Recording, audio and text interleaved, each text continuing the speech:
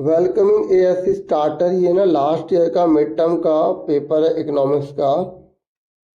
तो मैं यही पेपर आपको समझा रहा हूँ, आप ध्यान से समझिएगा और इसकी जो आंसर की है वो भी आपको इसी वीडियो में आपको दिखा दूंगा। हिंदी मीडियम इंग्लिश मीडियम दोनों स्टूडेंट जो है इस वीडियो को देख सकते हैं, ठीक है, लेकिन आंसर की जो अवेलेबल होगी वो हिंदी मीडियम में अवेलेबल होगी। देखिए, पहला क्वेश्चन है कि मोहन बैंक से 10 साल के लिए 5 लाख रुपए उधार लेता है और फिर से धीरे धीरे चुका रहा है, तो यह मुद्रा के किस कार्य को दर्शाता है। देखो, आपको ना पता होना चाहिए, मुद्रा के हैं कार्य चार, माध्यम मापक मान भंडार। तो यहाँ पर ना अब वो धीरे धीरे इंस्टॉलमेंट पर पैसे देगा, तो वो अपनी इस मनी को जो है ना वो क्या कर रहा है, डेफर्ड कर रहा है, क्योंकि वो उसने जो 50 लाख का जो लोन लिया है ना 10 ईयर्स के लिए, वो ग्रेजुअली पे कर रहा है। तो वो फ्यूचर के लिए उसको जो है ना, मतलब ये बोल रहे हैं ना फ्यूचर में पेमेंट कर देगा, तो इसे बोलते हैं स्टैंडर्ड ऑफ डेफर्ड पेमेंट, मतलब स्थगित भुगतान करना, मतलब फ्यूचर में उसकी पेमेंट करोगे, ठीक है ना।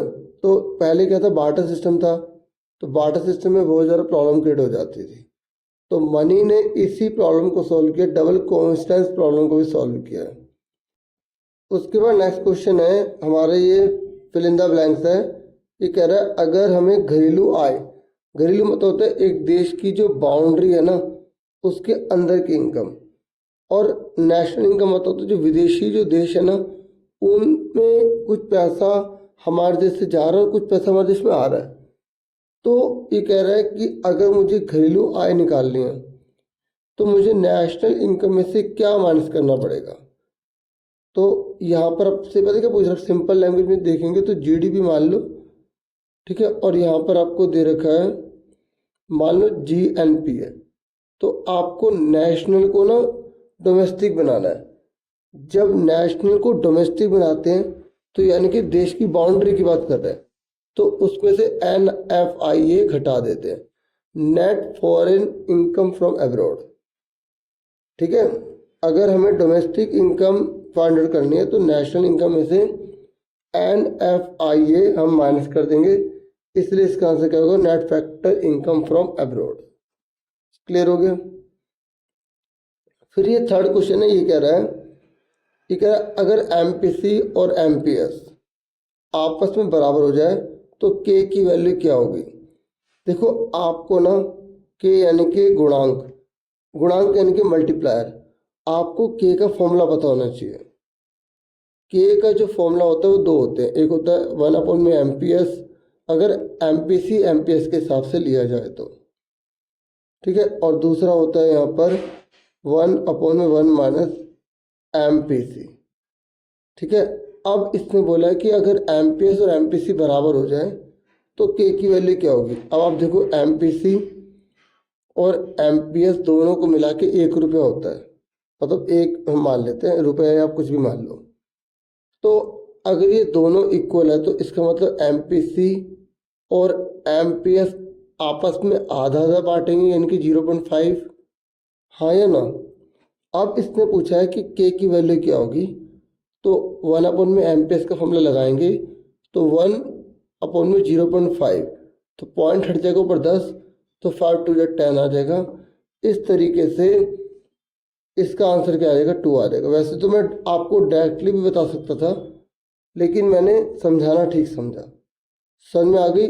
मैंने यहाँ पे फॉर्मूले भी मेंशन कर दिए हैं, एक ये वाला मेंशन किया है कि MPC plus MPS equal to 1 होता है, दूसरा K इक्वल टू 1/में MPS होता है। ये K मल्टीप्लायर को बोलते हैं, गुणांक को बोलते हैं हिंदी में, और जो K है वो 1 - MPC से निकाल सकते हैं।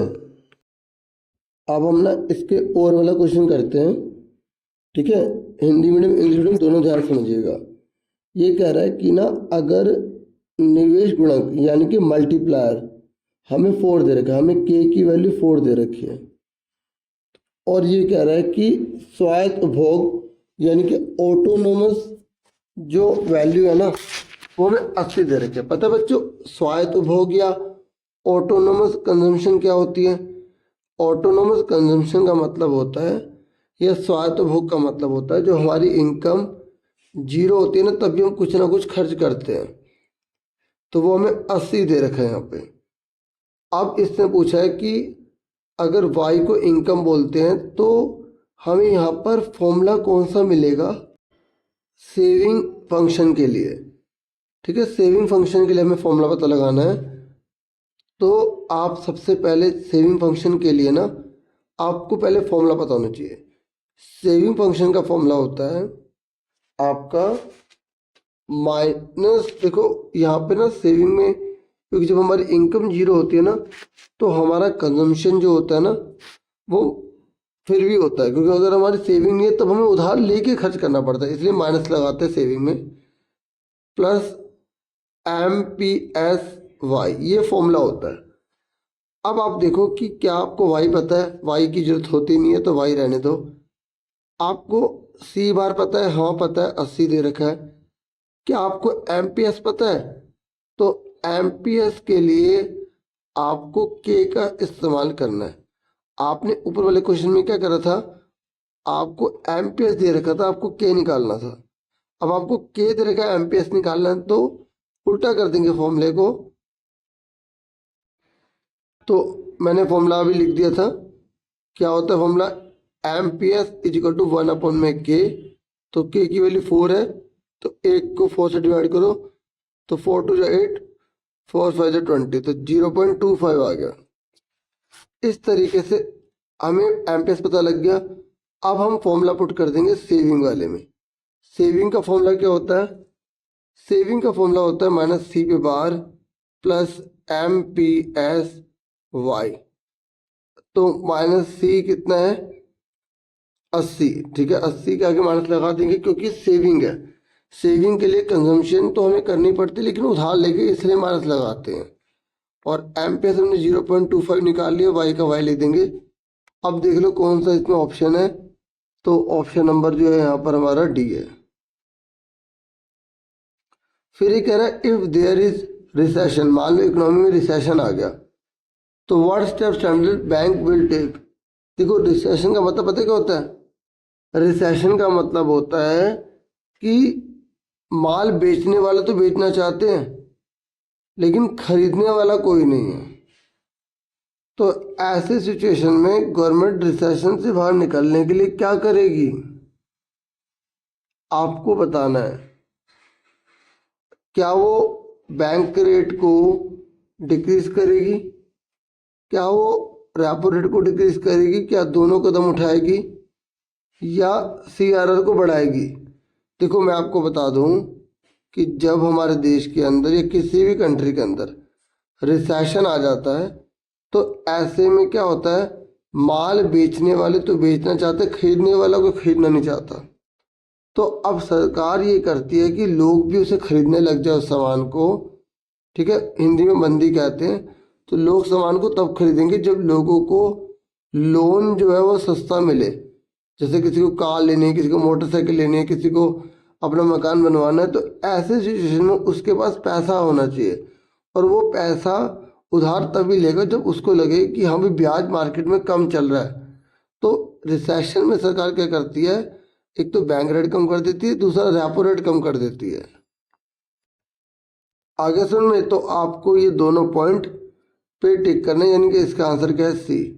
और अगर CRR बैंक रेट या रेपो रेट सरकार बढ़ाने लग जाएगी ना तो इससे ये होगा देश के अंदर कि जो है ना डिमांड बहुत ज़्यादा है और इतना सामान है नहीं जो सरकार बेच सके।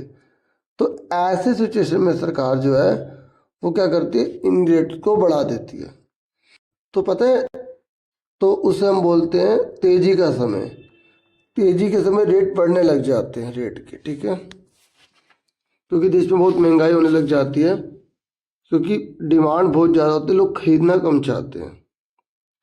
ठीक है, उसके बाद नेक्स्ट क्वेश्चन हम पढ़ते हैं।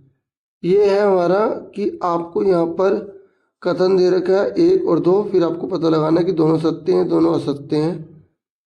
पहला वाला सत्य दूसरा असत्य, दोनों सत्य हैं और कथन पहला असत्य है। ठीक है, जैसे भी ऑप्शन है पढ़ लो यहाँ पर। तो देखिए यहाँ पर बोला है उपभोग फलन के ढाल को औसत उपभोग प्रवृत्ति एपीसी द्वारा प्रस्तुत किया जाता है। ये कह रहा है, इंग्लिश में पढ़ लेते हैं, ये कह रहा है जो कंजम्पशन फंक्शन है ना, अगर मुझे उसको शो करना है उसके स्लोप को, तो वो एपीसी से शो होगा। ठीक है, ऐसा नहीं होता। अगर ये जो स्लोप है ना कंजम्पशन फंक्शन का, वो एमपीसी को दिखाएगा। ठीक है, और यहाँ पर लिखा है इसने कि एपीसी को दर्शाएगा, तो ये गलत है। फिर यहाँ पर इसने बोला कि जो एमपीसी होती है ना, उसकी वैल्यू 1 से ज़्यादा हो सकती है। देखो आपको पता होना चाहिए एमपीसी जो है ना, वो निकलता कैसे है, डेल्टा सी में चेंज, डेल्टा वाई में चेंज। ठीक है, तो ये हमेशा 1 से छोटी होती है एमपीसी। ठीक है, क्योंकि ये चेंज में है, और जो इनकम जो चेंज हो रही है वो अपने आप से बड़ी नहीं हो सकती। ठीक है, मतलब डेल्टा वाई के इक्वल होगा, डेल्टा वाई के बराबर नहीं होगा। ठीक है, जो चेंज की बात कर रहा हूँ। अच्छा, एपीसी अगर बोलता ना 1 से ज़्यादा होगी, तो एपीसी 1 से ज़्यादा हो सकती है। ठीक है, याद रखना, एपीसी 1 से ज़्यादा हो सकती है, एमपीसी 1 से ज़्यादा नहीं होती। तो दोनों स्टेटमेंट इसकी फॉल्स है, तो इसका आंसर क्या आ गया हमारा, बी आ गया। ठीक है, उसके बाद नेक्स्ट क्वेश्चन देखते हैं। ये कह रहा है जितनी भी फैक्टर इनकम है अगर उसको हम जोड़ देंगे तो हमारा क्या आएगा। फैक्टर इनकम को जोड़ने की बात कर रहे हैं। फैक्टर इनकम इनके लैंड, लेबर, कैपिटल, एंटरप्राइज। अब जो एंटरप्राइज होते हैं वो देश के अंदर भी होते हैं, देश के बाहर भी होते हैं। अब इसमें बच्चों को जनरली कंफ्यूजन हो सकती है। ठीक है, तो साधन भुगतानों का योग डैश के बराबर होता है, तो वो हमेशा हम नेशनल इनकम के बराबर लेते हैं। ठीक है, फिर नेक्स्ट है, ये कह रहा है कि कौन सा फॉल्स है। आपको पता लगाना इसमें से कौन सा फॉर्मूला गलत दे रखा है। देखो हमें पहली बार देखने पे पता लग गया कि कौन सा फॉल्स है, ये वाला। क्योंकि जीडीपी जब हम डिफ्लेटर निकालते हैं ना, तो ऊपर जो है ना वो नॉमिनल जीडीपी आता है। ये इन्होंने उल्टा लिख दिया, इसलिए ये आंसर ठीक है। मतलब अगर फॉर्मूले वाले जो क्वेश्चन है वो गलत देकर आपसे पूछ सकते हैं। अब आगे का देख लेता हूँ कि इसमें क्या गलती है। देखो ये जीडीपी एमपी है, ये कह रहा है इसमें से एनआईटी घटाओगे तो जीडीपी एफ से आएगा। बिल्कुल सही। मार्केट प्राइस को अगर हमें फैक्टर प्राइस बनाना है तो हमें एनआईटी घटाना पड़ता है। ये कह रहा है कैपिटल फॉर्मेशन एक फ्लो है, हाँ, क्योंकि उसमें एक लंबी अवधि का समय लगता है ना। ये कह रहा है change in stock of capital is a capital formation. ये कह रहा है अगर change in stock of capital, अगर कैपिटल के स्टॉक में चेंज आ रहा है तो कैपिटल फॉर्मेशन ही कहलाता है। उसके बाद देखिए नेक्स्ट क्वेश्चन है हमारा, यहाँ पर 8th क्वेश्चन है। ठीक है, और ये असर्शन और रीजन के रिगार्डिंग है। ये कह रहा है कि निवेश गुणक का मूल्य न्यूनतम 1 और अधिकतम अनंत हो सकता है। तो ये तो इसने बिल्कुल ट्रू बात बताई है कि जो के की जो वैल्यू होती है ना, वो मिनिमम 1 हो सकती है और मैक्सिमम इन्फिनिटी हो सकती है। ठीक है, यहाँ पर इंग्लिश में भी आप देख सकते हैं। ये कह रहा है वैल्यू जो होती है ना इन्वेस्टमेंट मल्टीप्लायर, यानी कि के की वैल्यू वो मिनिमम 1 और मैक्सिमम इन्फिनिटी हो सकती है। कैसे, मैं आपको बताता हूँ। देखो के का फॉर्मूला क्या होता है, 1 में एमपीएस। अगर एमपीएस की वैल्यू 0 हो जाएगी, मतलब आपकी बचत है ही नहीं, तो ये इन्फिनिटी पहुंच जाएगा। और अगर एमपीएस की वैल्यू 1 हो गई, मतलब आप सारा बचा लेते हो, कुछ खर्च ही नहीं करते। ठीक है, तो चेंज आ रहा है, चेंज, तो इसकी वैल्यू कितनी हो गई, यहाँ पर एक एक से डिवाइड करा 1 आ गया। ठीक है, अब नेक्स्ट इसने बोला है कि जो इन्वेस्टमेंट मल्टीप्लायर है ना, उसकी वैल्यू 1 होती है, तो मार्जिनल प्रोपोर्शनल टू कंज्यूम की वैल्यू भी वन होती है। ये कह रहा है अगर के की वैल्यू वन है तो एमपीसी की वैल्यू भी वन होती है। चेक कर लेते हैं। के इजिकल टू क्या होता है, वन अपॉन में वन माइनस एमपीसी। ठीक है, आप बोलोगे सर अभी तो आपने K is equal to one upon में एमपीएस लिखा था। तो आपको याद होगा अभी जब शुरू में क्वेश्चन करवाए थे तो मैंने बताया था के फॉर्मूले दो होते हैं, वन अपॉन में एमपीएस और वन अपॉन में वन माइनस एमपीएस। तो इसने बोला है कि अगर के की वैल्यू वन है तो एमपीसी की वैल्यू वन होगी। तो हम फॉर्मूला लिख लेते हैं K is equal to one upon में वन माइनस एमपीसी। तो के की वैल्यू वन है तो वन अपॉन में वन माइनस एमपीसी। अब हम इसको क्रॉस मल्टीप्लाई कर देंगे, इसको इससे मल्टीप्लाई, इसको इससे मल्टीप्लाई। तो क्या आएगा, one minus MPC is equal to one. तो ये वन इधर चला जाएगा और एमपीसी इधर चला जाएगा। ठीक है, तो जीरो आ गया। इसका मतलब ये हुआ कि अगर के की वैल्यू वन है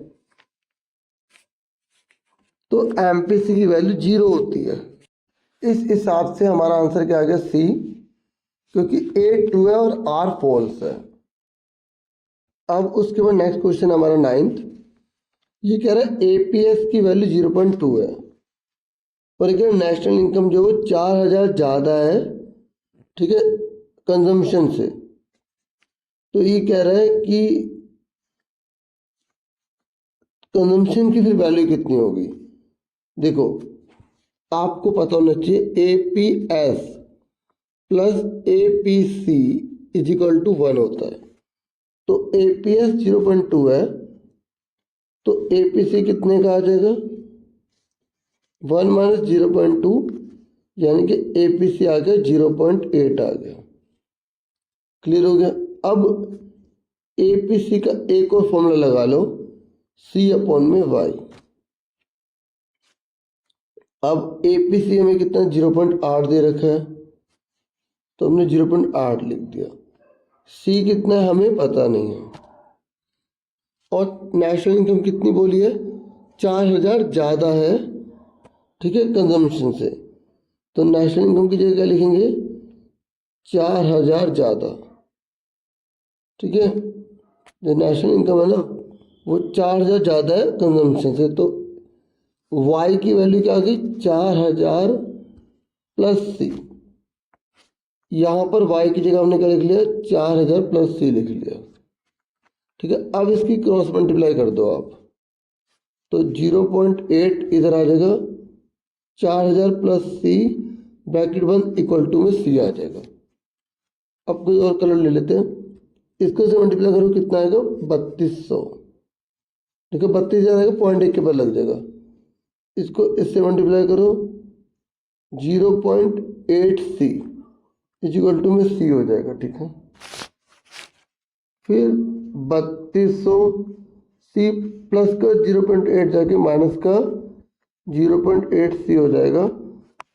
ठीक है, तो अब ये एक मान लो, एक में से 0.2 सी जाएंगे तो कितने बचेंगे, हमारा बचेगा 0.2 सी और इक्वल टू में कितना 3200। तो सी कितने आएगा, 3200 को 0.2 से डिवाइड कर देंगे, पॉइंट ऊपर चला जाएगा, तो ये आ जाएगा 1600। तो सी हमारा कितना आ जाएगा, 1600 आ जाएगा।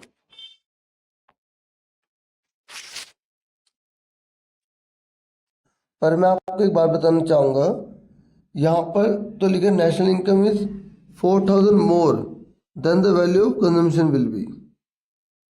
ठीक है, यहाँ पर इन्होंने अलग लैंग्वेज लिखी है, लेकिन हिंदी में इन्होंने क्या लिखा पता है, आप जानते हैं, इन्होंने लिखा है कि अगर नेशनल इनकम 4,000 करोड़ हो, ये नहीं लिखा कि 4,000 करोड़ ज़्यादा है। समझो मेरी बात।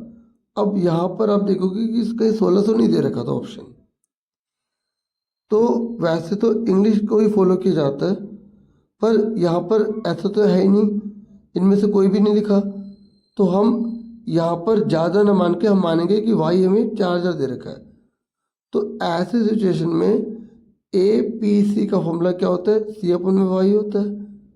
तो ए बी सी कितने 0.2, सी कितने हमें नहीं पता, और वाई कितने 4000, क्रॉस मल्टीप्लाई कर दो तो सी कितने का आ जाएगा 0.8 को मल्टीप्लाई कर दो 4000 से तो सी आ गया 3200 यानी कि 3200। तो इसलिए इसका आंसर हिंदी मीडियम के हिसाब से इतना होगा और इंग्लिश मीडियम के हिसाब से आप बता दोगे कि क्वेश्चन गलत है।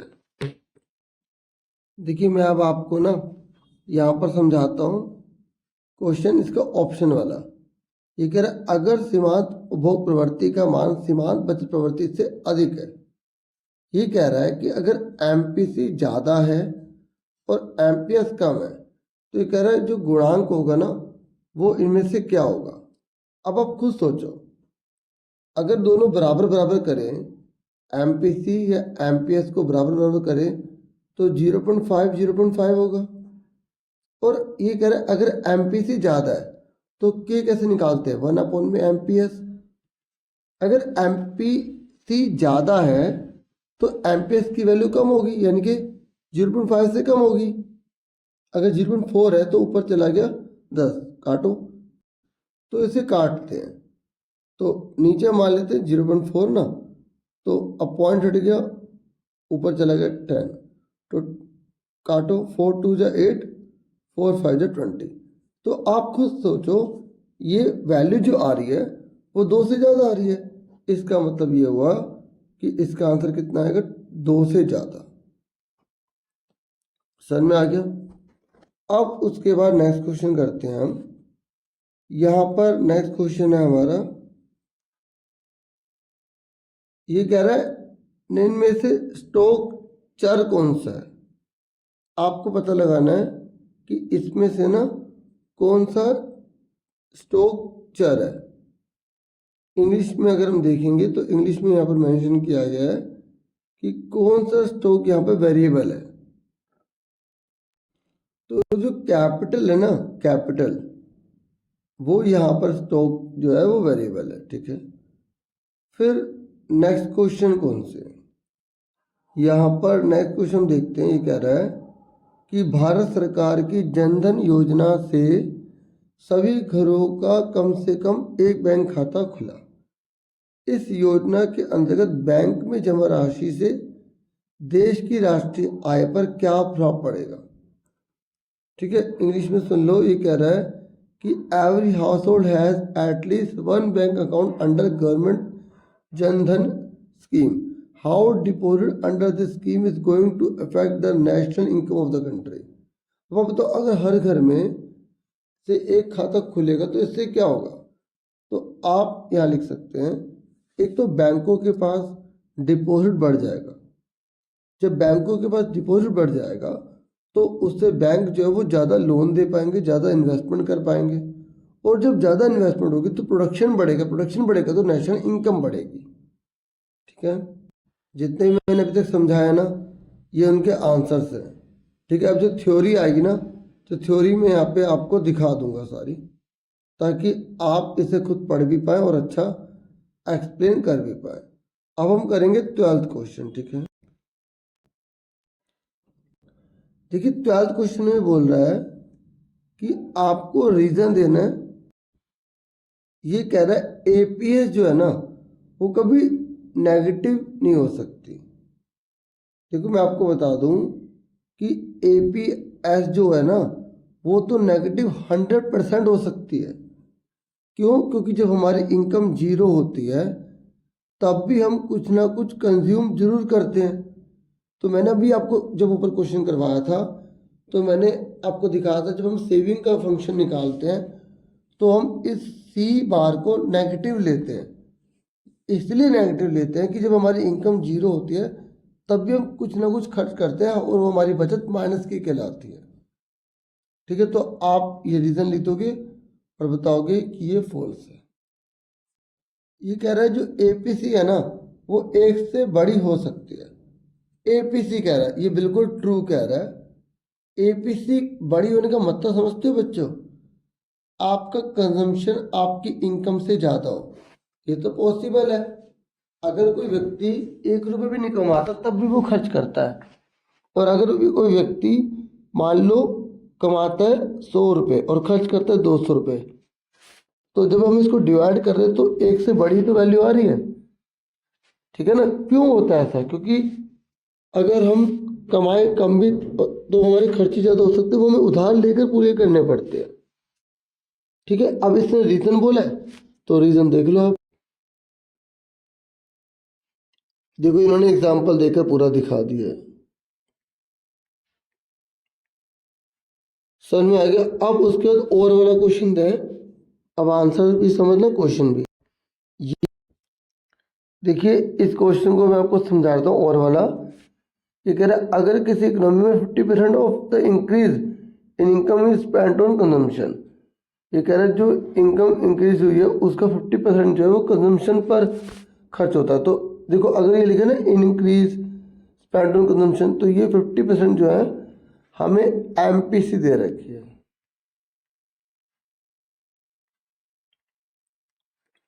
यानी कि कितना आ गया 0.5 आ गया।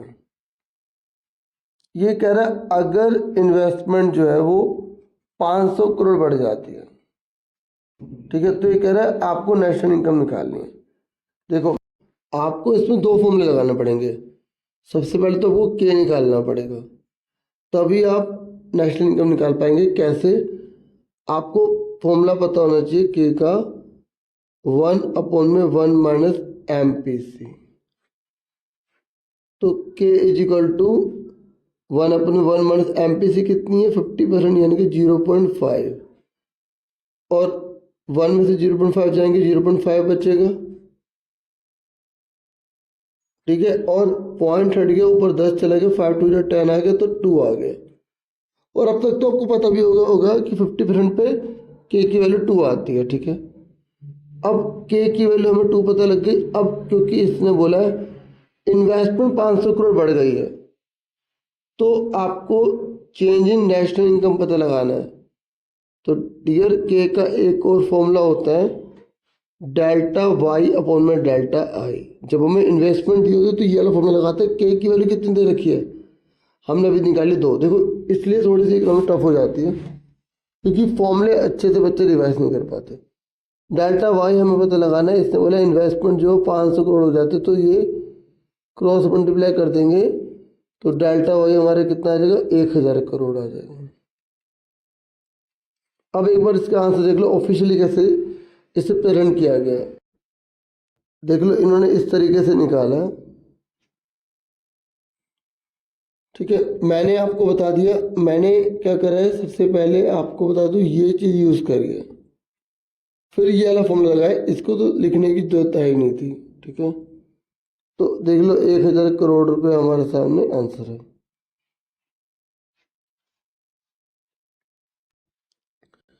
फिर ये कह रहा है कि सेंट्रल बैंक जो होता है वो बैंकर की तरह काम करता है। अब देखो ये जो क्वेश्चन वगैरह है ना, तो क्वेश्चन मैं आपको सारे दिखा रहा हूँ, इसके आंसर भी, बस न्यूमेरिकल आपको इस वीडियो में समझा देता हूँ, ठीक है। तो पहले इन दोनों के आंसर आप देख लो।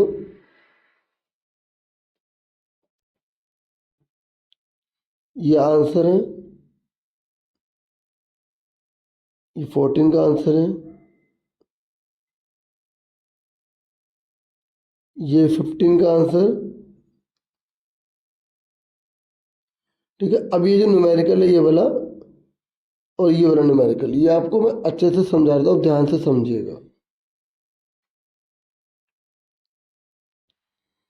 देखिए इसके और में आए क्वेश्चन, तो यहाँ पर बोला गया कि नेशनल इनकम जो है ना वो 600 करोड़ बढ़ गई है, यानी कि डेल्टा वाई जो है हमें 600 करोड़ दे रखा है। ये कह रहा है ऐसा इसलिए हुआ क्योंकि इन्वेस्टमेंट बढ़ गई थी, पर हमें डेल्टा आई तो पता ही नहीं है। ये कह रहा है अगर एमपीसी 0.75 है तो आपको इन्वेस्टमेंट निकालनी है। अभी हमने जैसा क्वेश्चन करा था ये वैसा ही क्वेश्चन आ गया दोबारा से, ठीक है। तो सबसे पहले मैंने आपको बताया था कि जब हमें एमपीसी दे रहेगा तो हम के निकाल लेंगे, तो के का फॉर्मूला क्या होता है, 1/1 - तो 1/1 - कितना है, 0.75, यानी कि 1/0.25 आ गया। ठीक है, और पॉइंट हट के ऊपर चला गया 100, तो 25 चौका 100, 4 आ गया। आंसर भी अभी ऑफिशियली देख लेना, पहले समझ लो। तो के निकालना तो आ गया ना आपको, 1/1 - MPC का फॉर्मूला लगा के करना है, या के इक्वल टू 1/MPS कर सकते हो। अब हमारा के पता लग गया। अब हम के का एक और फॉर्मूला लगाएंगे। क्या होता है फॉर्मूला, डेल्टा वाई अपॉन में डेल्टा आई। तो के हमारा कितना है, 4 आया। डेल्टा वाई हमारा कितना है, डेल्टा वाई हमारा कितना है,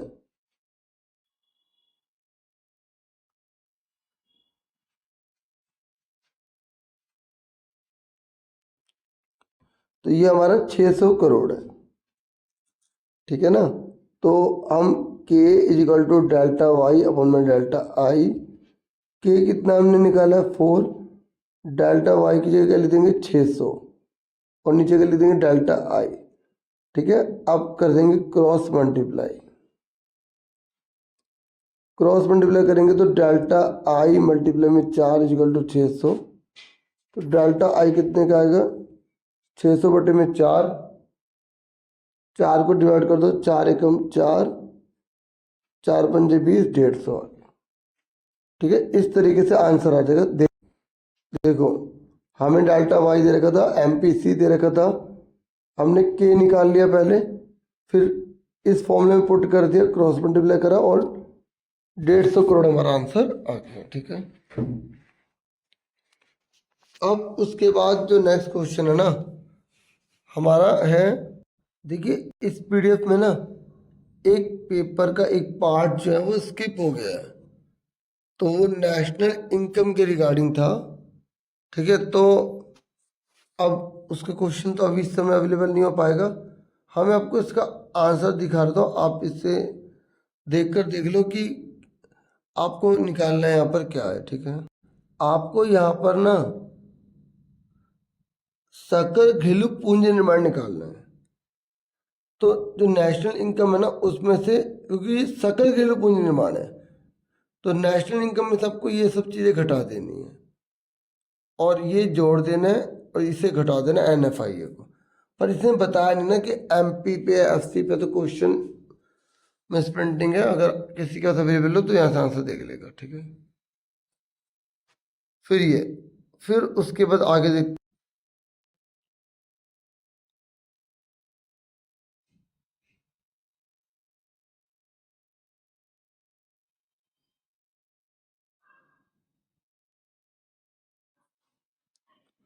देखो ये 17 क्वेश्चन है यहाँ। तो ये कह रहा है कि भारत के सकल घरेलू उत्पाद GDP में अप्रैल जून की तिमाही में इतने % कमी आ गई। ये कह रहा है ऐसा कोविड में लॉकडाउन लगाने की वजह से हुआ था। इस स्थिति से अर्थव्यवस्था को बाहर निकालने के लिए 2 राजकोषीय नीति जो भारत सरकार द्वारा अपनाया गया था वो आपको बताना है। ठीक है, देखो 2 तरीके होते हैं, सरकार ऐसे में क्या कर सकती है, एक तो टैक्स बहुत कम कर दे ताकि डिमांड बढ़ जाए, दूसरा सरकार अपने खर्चे बढ़ा ले, सरकार खुद खरीदने लग जाए, तो इस तरीके से देश को बचाया जा सकता है। ठीक है, समझ आ गया, आप पढ़ सकते हैं इसे। फिर ये कह रहे अगर आप ऊपर वाला नहीं करते तो आप नीचे वाला कर सकते हैं। ये तो बहुत इजी होता है, मैं आपको इसे बिल्कुल आराम से बताता हूँ। हमें ये सी की वैल्यू दे रखी है। ठीक है, और सी को उपभोग, वाई को राष्ट्रीय आय कहते हैं, नेशनल इनकम कहते हैं, और इन्वेस्टमेंट को आई कहते हैं।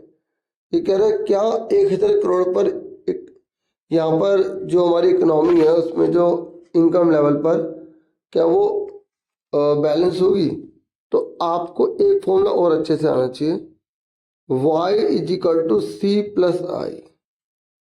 तो y की जगह हम रख देंगे 1000, सी की जगह लिखेंगे 200 प्लस 0.5 ब्रैकेट में लिख देंगे 1000 प्लस आई कितना है हमारा 400। अगर LHS RHS के बराबर आ गई तो हम सही कर देंगे। तो ये 1000 हो गया, इक्वल टू में अब ये कितना 200 प्लस 0.5 को 1000 से मल्टीप्लाई करो, मतलब 0.5 ना आधा कर दो तो 500 400, देखो 5 4 9 तो 1100 आ रहा है, 1000 के बराबर नहीं आ रहा, तो बोलोगे ये बैलेंस्ड नहीं है। ठीक है,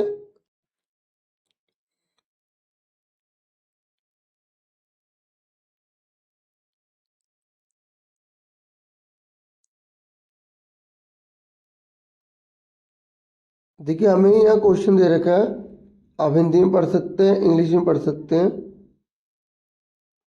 यहाँ पर इसने बोला है कि अगर कंजम्पशन इतना है और इन्वेस्टमेंट इतना है तो क्या इक्विलिब्रियम में ये वाई के बराबर 1000 करोड़ होगा। तो चेक कर लेते हैं, हम दूसरा फॉर्मूला लगा लेते हैं, S is equal to investment. तो सेविंग कितनी है, ठीक है, सेविंग कितनी, ये रहा पॉइंट।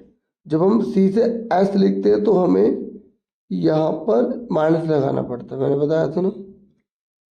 अब इक्वल टू में इन्वेस्टमेंट कितना है 400, ठीक है। अब ये माइनस का 200 जाके क्या हो जाएगा, प्लस का हो जाएगा, तो 600 आ गया। अब वाई 0.5 को अपॉन में ले जाओ,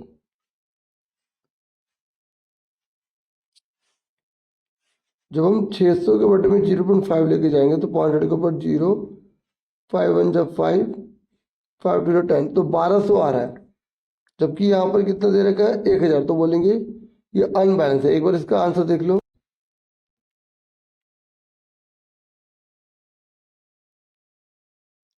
क्लियर हो गया आपको, ये थ्योरी वगैरह लिख देना आप।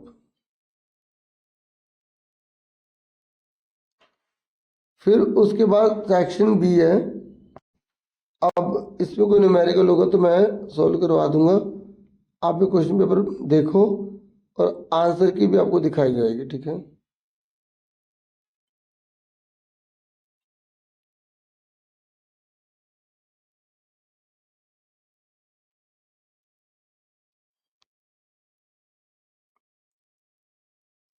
अब 22 के आंसर देख लो, 22 तक, ठीक है।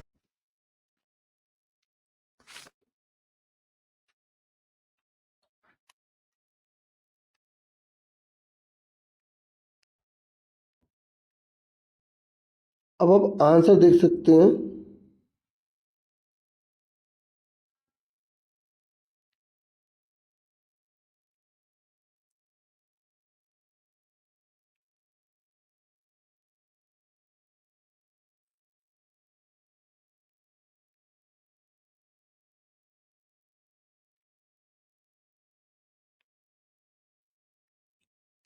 क्वेश्चन पेपर देख लो और आगे से, ठीक है।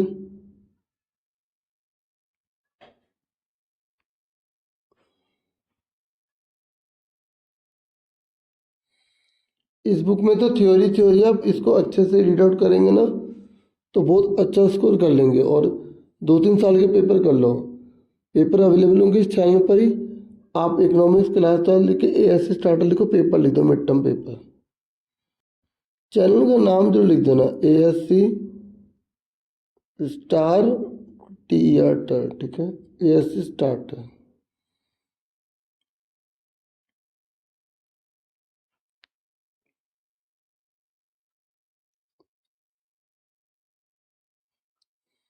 पैसेज भी आएगी और पैसेज के आंसर ढूंढ के आपको करने हैं।